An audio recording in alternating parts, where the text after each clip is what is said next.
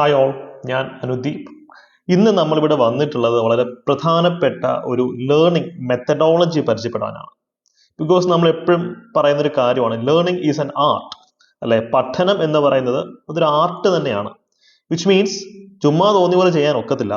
നിങ്ങൾ ശാസ്ത്രീയമായ രീതിയിൽ പഠിക്കുകയാണെങ്കിൽ, കൃത്യമായ മെത്തഡോളജി ഉപയോഗിച്ച് പഠിക്കുകയാണെങ്കിൽ പഠിച്ചത് നമ്മുടെ മനസ്സിൽ തന്നെ കാണും. ചുമ്മാ ചവർ പോലെ വാരി വരച്ച് വായിക്കുക, കൈ കിട്ടുന്ന എല്ലാം പഠിക്കുക, അങ്ങനെ ചെയ്തുകൊണ്ട് നമുക്ക് ഉദ്ദേശിക്കുന്ന റിസൾട്ട് കിട്ടണമെന്നില്ല.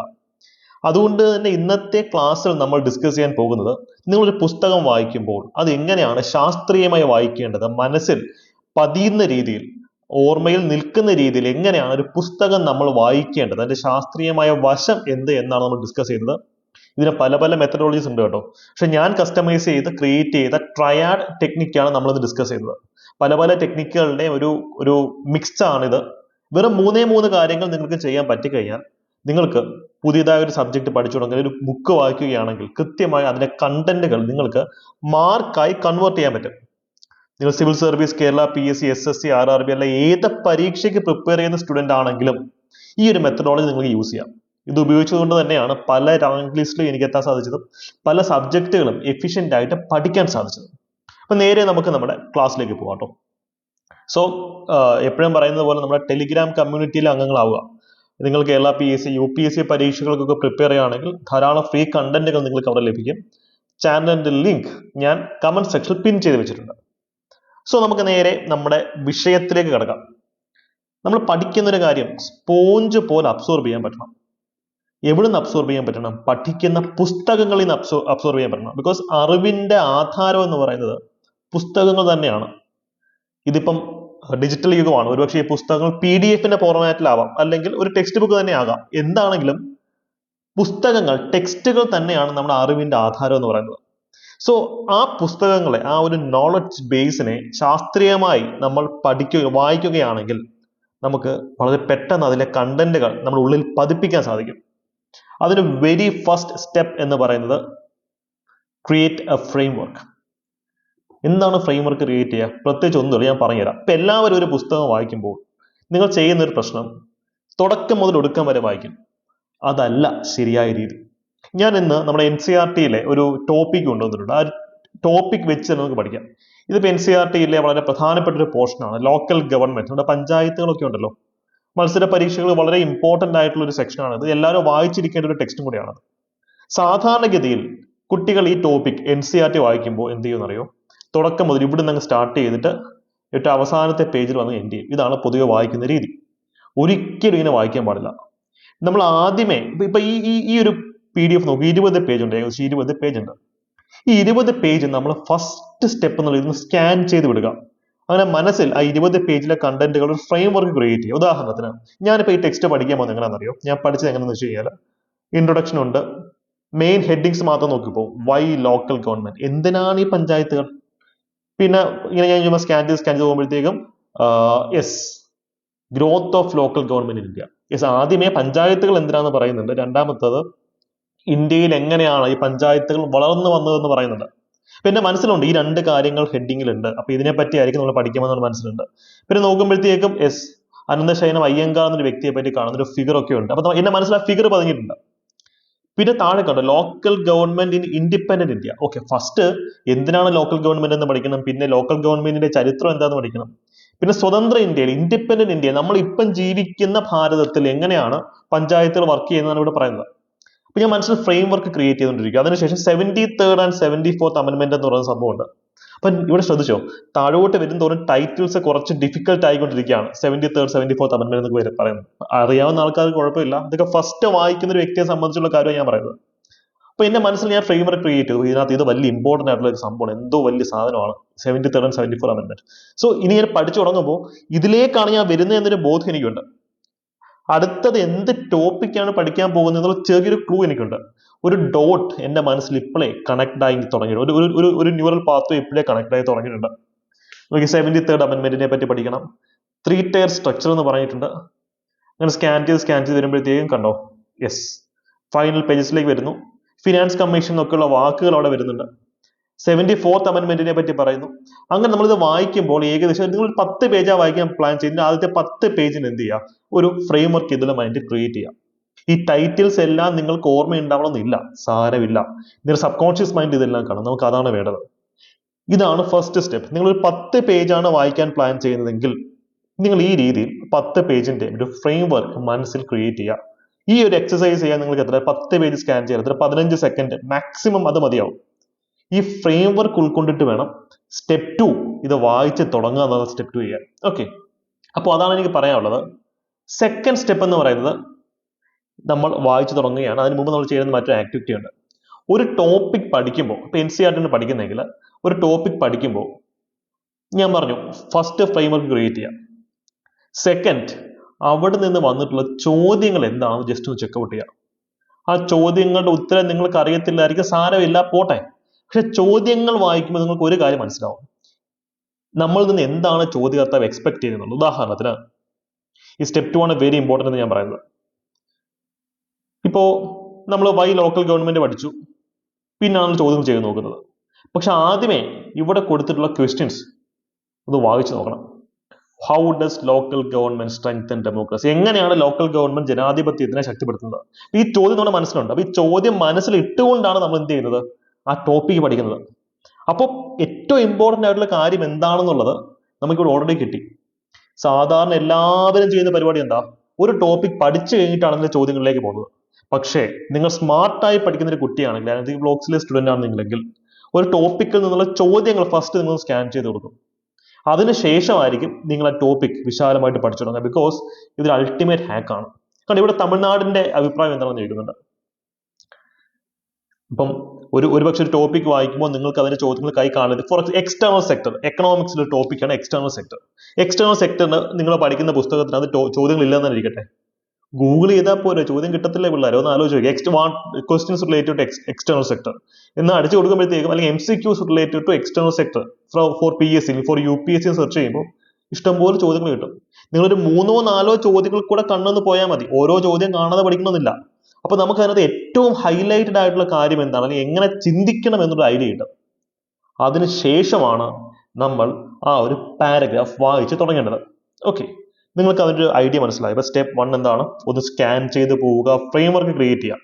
സ്റ്റെപ്പ് 2, ക്രിയേറ്റ് ചെയ്ത ഫ്രെയിം വർക്കിലെ ടോപ്പിക്ക് പഠിക്കുന്നതിന് മുമ്പ് അവിടെ നിന്നും വന്നിട്ടുള്ള മുൻകാല വർഷ ചോദ്യങ്ങൾ അല്ലെങ്കിൽ മോഡൽ ക്വസ്റ്റ്യൻസ് ജസ്റ്റ് ഒന്ന് സ്കാൻ ചെയ്യുക. അതിനുശേഷമായിരിക്കും നിങ്ങൾ വായിച്ചു തുടങ്ങേണ്ടത്. ഇത്രയും ചെയ്യുമ്പോൾ തന്നെ നിങ്ങളുടെ പഠനം കൂടുതൽ ഇൻട്രസ്റ്റിംഗ് ആവും. ഒരു ക്യൂരിയോസിറ്റി നിങ്ങളുടെ ഉള്ളിൽ ഓൾറെഡി ജനിച്ചു കഴിഞ്ഞു. യെസ്, എന്തൊക്കെയോ സംഭവങ്ങളുണ്ട്. 73rd 74th നോക്കുള്ള വാക്കുകൾ നമ്മൾ കണ്ടു, പിന്നെ മറ്റു പല ടോപ്പിക്കുകൾ കണ്ടു. അപ്പം ഒരു ക്യൂരിയോസിറ്റിയോട് കൂടി നമുക്ക് ആ ടോപ്പിക് പഠിക്കാൻ പറ്റും. ഇത് നിങ്ങൾ എക്കണോമിക്സ് പഠിക്കുകയാണെങ്കിലും ജോഗ്രഫി പഠിക്കുകയാണെങ്കിലും ഏത് സബ്ജക്ട് പഠിക്കുകയാണെങ്കിലും നിങ്ങൾക്ക് ഇത് യൂസ് ചെയ്യാം. Except mathematics. മാത്സിനകത്ത് ഇത് പറ്റും, പക്ഷെ ഇത്ര ഒരു ഇമ്പാക്റ്റ് ഇല്ല. ക്വസ്റ്റ്യൻസ് നോക്കിയിട്ട് തിയറി പഠിക്കണം. കാരണം ഇത് മൊത്തം പ്രാക്ടിക്കൽ ആസ്പെക്ട് ആണല്ലോ വരുന്നത്. പക്ഷെ ജനറൽ നോളജ് സബ്ജക്റ്റുകൾ അല്ലെങ്കിൽ ഇംഗ്ലീഷ്, മലയാളം ഒക്കെ പഠിക്കുമ്പോൾ നമുക്ക് യൂസ് ചെയ്യാം. മാത്സിനകത്ത് ഇതിന്റെ ഇംപ്ലിക്കേഷൻ ഇത്ര ഇല്ലെന്നല്ല പറയുന്നത്, പക്ഷെ ഇത്ര ഇമ്പാക്റ്റ് ഇല്ല, കുറച്ച് കുറവാണെന്ന് ഞാൻ പറയുള്ളൂ. ഓക്കെ, അപ്പൊ അതാണ് ഇതിനകത്തുള്ള ഒരു പ്രധാനപ്പെട്ട ഫാക്ട്. നമുക്കിനി എന്താണ് പ്രധാനപ്പെട്ട മൂന്നാമത്തെ സ്റ്റെപ്പ് നമുക്ക് നോക്കാം. മൂന്നാമത്തെ സ്റ്റെപ്പ്, നമ്മൾ വായിക്കുവാണല്ലോ ഒരു ടെക്സ്റ്റ്. ഈ ഒരു ടെക്സ്റ്റ് വായിക്കുമ്പോൾ, ഒരു കണ്ടന്റ് വായിക്കുമ്പോൾ നിങ്ങൾക്ക് ഓർത്തെടുക്കാൻ ഏറ്റവും ബുദ്ധിമുട്ടുള്ള കാര്യം എന്താണെന്ന് അറിയോ? നൗൺസ് ആണ്, നാമപദങ്ങളാണ്. ഇപ്പൊ രാമു ചെക്കോസ്ലോവാക്കിയയിൽ പോയി, ഇതാണ് സ്റ്റേറ്റ്മെന്റ് എന്നിരിക്കട്ടെ. ഒരു 10 വർഷം കഴിഞ്ഞിട്ട് വെച്ചാൽ ഒരു പക്ഷേ രാമു എന്നുള്ള ആ ഒരു വ്യക്തിയുടെ പേരും അല്ലെങ്കിൽ പോയി എന്ന് പറയുന്ന ആ ഒരു വെർബും ഒക്കെ മനസ്സിൽ കാണും. പക്ഷെ ചെക്കോസ്ലോവാക്കിയ അതൊരു വേറൊരു നൗണാണ്, അധികം പരിചയമില്ലാത്തൊരു നൗണാണ്. ആ നൗണാണ് ചിലപ്പോൾ നമുക്ക് ഓർത്തെടുക്കാൻ പാടില്ല. അല്ലെങ്കിൽ വർഷങ്ങളായിരിക്കും. ഒരു ഹിസ്റ്ററി പഠിക്കുകയാണെങ്കിൽ ഒരു പർട്ടിക്കുലർ ഇവന്റ് നടന്ന വർഷം ചിലപ്പോൾ ഓർത്തെടുക്കാൻ ബുദ്ധിമുട്ടുണ്ടായിരിക്കും. അതുകൊണ്ട് തന്നെ നിങ്ങൾ ഒരു സ്റ്റേറ്റ്മെന്റ് വായിക്കുമ്പോൾ അതിൽ ഏറ്റവും ഹൈലൈറ്റ് ചെയ്ത് പഠിക്കേണ്ടത് വെർബിനേക്കാൾ ഉപരി നൗൺ ആണ്, നാമപദങ്ങൾ എന്ന് പറയും. നൗൺ, ഇപ്പൊ വെർബ്, നൗൺ, സബ്ജക്ട്, വെർബ് അതൊന്നും അറിയില്ലെങ്കിലും കുഴപ്പമില്ല. ഇപ്പൊ പറഞ്ഞുതരാം സംഭവം എന്നുള്ളത്. നൗൺ എന്താണെന്ന് അറിയില്ലെങ്കിലും കുഴപ്പമില്ല. എങ്ങനെയാണ് വായിക്കേണ്ടത് ഞാൻ പറഞ്ഞുതരാം. ഉദാഹരണത്തിന് നമുക്കിപ്പോൾ ഈ ഒരു ടോപ്പിക്ക് നോക്കാം, growth of local government in India. ഈ ഒരു ടോപ്പിക്ക് പഠിക്കുമ്പോൾ നമ്മൾ നേരത്തെ പറഞ്ഞ ഫ്രെയിം വർക്ക് ക്രിയേറ്റ് ചെയ്ത് ക്വസ്റ്റ്യൻസ് ഒക്കെ നോക്കി. ഇനി നമ്മൾ വായിച്ചു തുടങ്ങുകയാണ്. വായിച്ചു തുടങ്ങുന്നത് നിങ്ങൾ നോക്കിയേ, ഇതൊക്കെ ചുമ്മാ let us now discuss how local government has, ഇന്ത്യയിൽ എങ്ങനെയാണ് ലോക്കൽ ഗവൺമെന്റ് വളർന്നത് എന്നാണ് പറയുന്നത്. രണ്ടാമത്തെ സ്റ്റേറ്റ്മെന്റ് ഉണ്ടോ, പണ്ട് കാലം മുതലേ local government from earlier time onwards local government അല്ലെങ്കിൽ വില്ലേജ് അസംബ്ലീസ് ഇന്ത്യയിൽ ഉണ്ടായിരുന്നു. അവരുടെ പേരാണ് സഭാസ്. സഭ. അപ്പൊ ഇതാണ് ഹൈലൈറ്റ് ചെയ്ത് പഠിക്കേണ്ടത്. ബാക്കിയൊക്കെ നമ്മൾ ഓർമ്മയെ കാണും. പണ്ട് കാലം മുതലേ ഇന്ത്യയിൽ ഇത്തരത്തിലുള്ള ലോക്കൽ ഗവൺമെന്റുകൾ നിലവിൽ നിന്നിരുന്നു. അത് നമ്മുടെ മനസ്സിൽ അങ്ങനെ തന്നെ ഉണ്ട്. അതിന്റെ പേരാണ് നമ്മൾ മറന്നു പോകുന്നത്, സഭ. അപ്പൊ ആ ഒരു എൻറ്റയർ സെന്റൻസിനകത്ത് ഈ ഒരു നൗൺ ആണ് നമ്മൾ മറന്നു പോകുന്നത്. അപ്പൊ ഈ ഒരു ഏരിയ ഫോക്കസ് ചെയ്ത് പഠിക്കും. സോ നമ്മൾ മറക്കാൻ സാധ്യതയുള്ള ഒരു പോർഷൻ നിങ്ങൾ ഫോക്കസ് ചെയ്ത് പഠിച്ചു മറക്കത്തില്ല. അപ്പം ഇത്രയും സ്റ്റേറ്റ്മെന്റിനകത്ത് നമ്മൾ പഠിക്കേണ്ടത് ഒറ്റയ്ക്ക് ഇവിടെ നമ്മൾ പറയുന്നത് ഒരു സ്റ്റേറ്റ്മെന്റ് കംപ്ലീറ്റ് ആയും കാണാതെ പഠിക്കാതെ ഇരിക്കരുത്. കാര്യം സ്റ്റേറ്റ്മെന്റ് അല്ല നമ്മൾ മറന്നു പോകുന്നത്, സ്റ്റേറ്റ്മെന്റിന്റെ ഉള്ളിൽ ഇത്തരത്തിലുള്ള നൗൺസ് ആയിരിക്കും. ഇത് MCQ ടൈപ്പ് ക്വസ്റ്റ്യൻസിന്റെ പ്രത്യേകത എന്താ? നമ്മുടെ കണ്ണിന്റെ മുമ്പിൽ ചോദ്യങ്ങളും ഉത്തരങ്ങളും ഉണ്ട്. നമ്മൾ അതിനെ പിക്ക് ചെയ്താൽ മതി. പിക്ക് ചെയ്യാൻ നമ്മുടെ ഉള്ളിൽ എൻറ്റയർ സെന്റൻസ് കാണാതെ പഠിക്കണമെന്നില്ല. ആ ഒരു പ്രധാനപ്പെട്ട കീ പോയിന്റുകൾ മാത്രം മതി. അതാണ് അതിന്റെ ഹൈലൈറ്റ്. ഡിസ്ക്രിപ്റ്റീവിന് ഇത് യൂസ്ഫുൾ ആണ് കേട്ടോ. അങ്ങനെ അല്ല എന്നല്ല പറയുന്നത്, ഡിസ്ക്രിപ്റ്റീവിന് യൂസ്ഫുൾ ആണ്. ട്രിഗർ വേർഡ്സ് കിട്ടിയാൽ മതി. പിന്നെ പറയുന്നുണ്ടോ, ഇതിനെ പിന്നീട് സഭകളെ പിന്നീട് പഞ്ചായത്ത് എന്ന് വിളിച്ചു. പഞ്ചായത്ത് 5 പേരടങ്ങുന്ന സഭ അല്ലെ. അപ്പൊ ഇത്രയും സ്റ്റേറ്റ്മെന്റിനകത്ത് നമുക്ക് കാണാതെ പഠിക്കേണ്ടത് രണ്ട് പ്രധാനപ്പെട്ട കീവേഡ്സ് ആണ്, സഭാസും പഞ്ചായത്തുകളും. ബാക്കിയെല്ലാം നമ്മുടെ മനസ്സിലുണ്ട്. പണ്ടുകാലം മുതൽ ഇന്ത്യയിൽ ഇത്തരം ഗവൺമെന്റുകൾ നിലവിലുണ്ടായിരുന്നു. പണ്ടുകാലത്ത് അതിനെ വിളിച്ചിരുന്ന പേരാണ്, പേര് മറന്നു, സഭ. ആ പേരാണ് നമ്മുടെ മനസ്സിലിരിക്കേണ്ടത്. ഇനി ഈ ഒരു സ്റ്റേറ്റ്മെന്റ്, ഈ ഒരു പാരഗ്രാഫ് നോക്കി കണ്ടപ്പോൾ വലിയ പാരഗ്രാഫായിട്ട് തോന്നും. പക്ഷെ അത് പഠിക്കേണ്ടുന്ന കാര്യങ്ങൾ വളരെ കുറവാണ്. അതാണ് നമ്മൾ പറയുന്നത്, ഇമ്പോർട്ടന്റ് ആയിട്ടുള്ള കീവേഡുകൾ അണ്ടർലൈൻ ചെയ്ത് തന്നെ പഠിക്കും. ഉദാഹരണത്തിന് ഈ പറയുന്നത് കണ്ടോ, ആധുനിക ഇന്ത്യയിൽ മോഡേൺ ടൈംസ് ഇത്തരം പഞ്ചായത്തുകൾ ഡെവലപ്പ് ചെയ്തത് 1882 ശേഷമാണ്. നമ്മുടെ മനസ്സിലെല്ലാം ഉണ്ട് മോഡേൺ ടൈംസ്, ആധുനിക ഇന്ത്യയിൽ പഞ്ചായത്തുകൾ ഡെവലപ്പ് ചെയ്ത് ഒരു പർട്ടിക്കുലർ വർഷത്തിന് ശേഷം. ആ വർഷമാണ് നിങ്ങൾ മറന്നു പോകുന്നത്. അപ്പൊ അത് ഹൈലൈറ്റ് ചെയ്ത് കൊടുത്തു, 1882. ആരാ അത് കൊണ്ടുവന്നത്? റിപ്പൺ പ്രഭു, ലോർഡ് റിപ്പൺ. അപ്പൊ ഇതൊരു നൗൺ ആണ്. അപ്പൊ ഈ പേരുകളാണ് നമ്മൾ മറന്നു പോകുന്ന, സെന്റൻസ് അല്ല. അതുകൊണ്ട് നിങ്ങൾ എൻറ്റയർ സെന്റൻസ് ഓർത്തിരിക്കാൻ ശ്രമിക്കേണ്ട, പേര് ഓർത്തിരുന്നാൽ മതി. ആ സമയത്ത് ഇന്ത്യയുടെ വൈസ്രോയ് ആയിട്ടുള്ള റിപ്പൺ ആണ് ഇത്തരം പഞ്ചായത്തിലെ കൊണ്ടുവന്നത്. ഇതിന് അക്കാലത്ത് വിളിച്ചിരുന്ന പേരാണ് ലോക്കൽ ബോർഡ്സ്. നമ്മൾ ലോക്കൽ ഗവൺമെന്റിനെ പറ്റിയാണ് പഠിക്കുന്നത്. അതുകൊണ്ട് അതിന്റെ പഴയ പേരായിരുന്നു ലോക്കൽ ബോർഡ്. പക്ഷെ അതിന്റെ ഇമ്പാക്ട് കുറവായിരുന്നു, വലിയ പവറൊന്നും ഇല്ലായിരുന്നു. 1919 ഗവൺമെന്റ് ഓഫ് ഇന്ത്യ ആക്ട് വന്നതിന് ശേഷമാണ് ഇത് കൂടുതൽ പവർഫുൾ ആയത്. ഇത് പിന്നീട് 1935 ഗവൺമെന്റ് ഓഫ് ആക്ട് വരെ ഈ ഒരു ട്രെൻഡ് തുടർന്നു. അപ്പൊ ഈ എൻറ്റയർ പാരഗ്രാഫിൽ നമ്മൾ ഓർത്തിരിക്കേണ്ട പ്രധാനപ്പെട്ട കാര്യം എന്താ? 1882 റോഡ് റിപ്പന്റെ കോൺട്രിബ്യൂഷൻ. അതിനുശേഷം ഈ ഒരു ലോക്കൽ ഗവൺമെന്റ് വികസിച്ചത് 1919 ഗവൺമെന്റ് ഓഫ് ഇന്ത്യ ആക്ട് എന്ന് പറയുന്ന സംഭവമാണ്. അത് 1935 വരെ ഒരു ട്രെൻഡ് തുടർന്നു എന്നുള്ളൊരു കാര്യമാണ്. ഇപ്പൊ അതൊരു അഡ്വാൻറ്റേജ് മനസ്സിലായോ? ഇപ്പൊ ഇത്രയും പാരഗ്രാഫ്, ഇത്രയും വലിയ ലോങ് പാരഗ്രാഫിനകത്തുള്ള കീ പോയിന്റുകൾ എന്ന് പറയുന്നത് എന്താ? ഒരു 4-5 കീ പോയിന്റുകളേ ഉള്ളൂ. അപ്പം ഒരിക്കലും ഒരു ടെക്സ്റ്റിന്റെ സൈസ് കണ്ട് നിങ്ങൾ പേടിക്കരുത്. ഇതിപ്പോ ഒരു 20 പേജുള്ള PDF ആണ്. ഇതില് മൊത്തത്തിൽ ഉള്ള കീ പോയിന്റുകൾ എന്ന് പറയുന്നത് പക്ഷേ 2-3 പേജ് നമുക്ക് ചുരുക്കാൻ സാധിക്കും. അതുകൊണ്ട് ഞങ്ങൾ ക്ലാസ് നോട്ട്സ് കൊടുക്കുമ്പോൾ ഇത്തരത്തിലുള്ള കീ പോയിന്റുകളാണ് പ്രധാനമായിട്ടും കൊടുക്കുന്നത്. കാര്യം എൻറ്റയർ സെന്റൻസ് നമ്മുടെ മനസ്സിലേക്കുന്ന കാര്യമില്ല. അത്ര ഓർത്ത് വെറുതെ തലച്ചോറ് സ്പേസ് കളയണ്ട. നിങ്ങൾക്ക് എക്സാം ഹാളിൽ യൂസ്ഫുൾ ആവുന്ന രീതിയിലാണ് ഞങ്ങൾ നോട്ട്സ് സെറ്റ് ചെയ്തിട്ടുള്ളത്. അതുകൊണ്ട് തന്നെ ഞങ്ങളുടെ 10th ലെവൽ മുതൽ കേരള അഡ്മിനിസ്ട്രേറ്റീവ് സർവീസ് വരെയുള്ള ബാച്ചുകൾ അവൈലബിൾ ആണ്. എല്ലാ ബാച്ചും വളരെ അഫോർഡബിൾ ആയിട്ടുള്ള ഫീസ് സ്ട്രക്ചറാണ് ഇട്ടിട്ടുള്ളത് കേട്ടോ. നിങ്ങൾക്ക് ഡെമോ ക്ലാസ്സുകൾ കണ്ടു നോക്കാനുള്ള സാഹചര്യമുണ്ട്. കണ്ടു നോക്കുമ്പോൾ കൃത്യമായിട്ട് നിങ്ങൾക്ക് അതിന്റെ ഒരു ഐഡിയോളജി മനസ്സിലാകും. ഓക്കെ, സോ നമുക്ക് മുന്നോട്ട് പോകാം. കമന്റ് സെക്ഷനിൽ പിൻ ചെയ്തിട്ടുള്ള നമ്പറിൽ കോൺടാക്ട് ചെയ്യുകയാണെങ്കിൽ നിങ്ങൾക്ക് ബാച്ചിന്റെ ഫുൾ ഡീറ്റെയിൽസ് കിട്ടും. ഓക്കെ, ഇത്രയും ബാച്ചസ് ആണ് ഡിഗ്രി ലെവൽ നമുക്ക് അവൈലബിൾ ആയിട്ടുള്ളത്. 10th +2 ലെവലിലും 4th ഒക്കെ നമുക്ക് അടിപൊളി ആയിട്ടുള്ള ബാച്ചുകൾ അവൈലബിൾ ആണ്. അവിടെ ഞങ്ങൾ ഈ ഒരു ടെക്നിക്സ് അല്ലെങ്കിൽ ഈ ഒരു ലേണിംഗ് ടെക്നിക്സ് യൂസ് ചെയ്ത് തന്നെയാണ് പഠിപ്പിക്കുന്നത്. ഓക്കെ, അപ്പൊ നമ്മുടെ ടോപ്പിക്കിലേക്ക് പോവാം. ഇനി ഈ ഒരു സ്റ്റേറ്റ്മെന്റ് നോക്കിയേ, കഥ പോലെ ഒന്ന് ആലോചിച്ച് നോക്കിയേ. ഇന്ത്യയുടെ സ്വാതന്ത്ര്യ സമരത്തിന്റെ കാലഘട്ടത്തിൽ ഗാന്ധിജി ഇത്തരം ലോക്കൽ ഗവൺമെന്റുകൾ അല്ലെങ്കിൽ അധികാര വികേന്ദ്രീകരണത്തിന് സപ്പോർട്ട് ചെയ്തു. ഇതൊക്കെ ഓർത്തിരിക്കാൻ എളുപ്പമാണ്. കാര്യം പ്രത്യേകിച്ച് നമുക്ക് അറിയാത്ത നൗൺസോ വർഷമോ ഒന്നും വരുന്നില്ല. അതുകൊണ്ട് ഇത് ജസ്റ്റ് ഓർത്തിരിക്കാൻ പറ്റും. അദ്ദേഹം വില്ലേജ് പഞ്ചായത്തുകളെ ഭയങ്കരമായി സപ്പോർട്ട് ചെയ്തു. അതുപോലെ ഗാന്ധിജി വില്ലേജ് പഞ്ചായത്തുകളെ സപ്പോർട്ട് ചെയ്ത വ്യക്തിയാണല്ലോ. അപ്പൊ ഇതൊക്കെ വളരെ ഈസിയാണ് ഓർത്തിരിക്കാൻ. പക്ഷെ ഇവിടെ ഓർത്തിരിക്കാൻ പാടുള്ള കാര്യങ്ങൾ എന്തൊക്കെയാണ്? Government of India act 1919, local boards, Ripon 1882.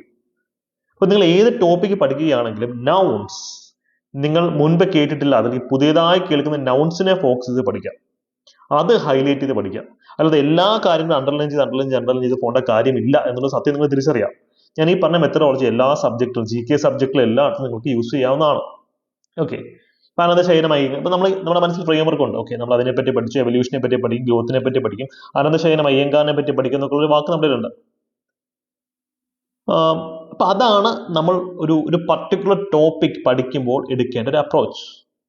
ഇപ്പം പല പുസ്തകങ്ങളിലും ഇപ്പൊ സ്പെക്ട്രം പോലുള്ള ടെക്സ്റ്റുകൾ എടുക്കുകയാണെങ്കിൽ, ഹിസ്റ്ററിയുടെ സ്പെക്ട്രം പോലുള്ള ടെക്സ്റ്റുകൾ എടുക്കുകയാണെങ്കിൽ, ഓരോ ചാപ്റ്ററിന്റെ അവസാനവും ആ ചാപ്റ്ററിന്റെ പ്രധാനപ്പെട്ട പോയിന്റുകൾ ബുള്ളറ്റ് പോയിന്റ് പോലെ കൊടുത്തിട്ടുണ്ട് അല്ലേ. അത് വളരെ ഉപകാരമാണ്. ഇപ്പൊ നിങ്ങൾ ചാപ്റ്റർ വായിക്കുന്നതിന് മുമ്പ് ആ ബുള്ളറ്റ് പോയിന്റുകൾ കൂടെ കണ്ണെന്ന് ഓടിക്കുക. അത് ഓർത്തിരിക്കാൻ പാടാണ്, ഞാൻ സംഭവിക്കുന്നത് ഓർത്തിരിക്കണമെന്നല്ല ഞാൻ, പക്ഷെ കണ്ണെന്ന് ഓടിക്കുക. ഇതുപോലെ ഫ്രെയിം വർക്ക് നമ്മുടെ മനസ്സിലേക്ക് വരും. പിന്നെ ആ ഫ്രെയിം വർക്കിലേക്ക് നമുക്ക് കാര്യങ്ങൾ ഇട്ട് കൊടുത്താൽ മതി. ടെക്സ്റ്റ് വായിച്ചു തുടങ്ങുമ്പോൾ നമുക്ക് അങ്ങനെ ചെയ്യാൻ സാധിക്കും.